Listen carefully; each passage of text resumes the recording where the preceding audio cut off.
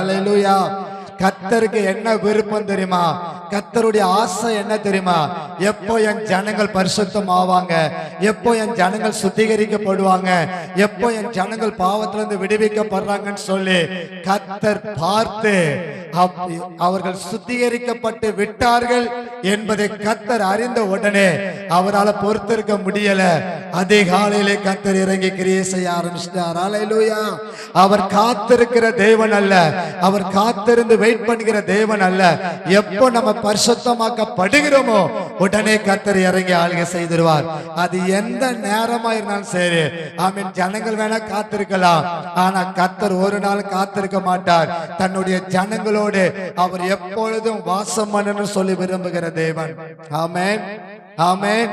ஏன்னா நேற்று நம்மளை கர்த்தர் நல்லா சுத்திகரிச்சிட்டாரு, இன்றைக்கு கர்த்தர் நம்மளை நல்லா சுத்திகரிச்சிட்டாரு. நாளைக்கு நடக்கும் பாருங்க தேவனுடைய பயங்கரமான பிரதிட்சமான தேவனுடைய ஆளுகை. ஹல்லேலூயா, ஹல்லேலூயா. நம்ம அப்படியே தேவ சமூகத்துல எழுந்திருந்து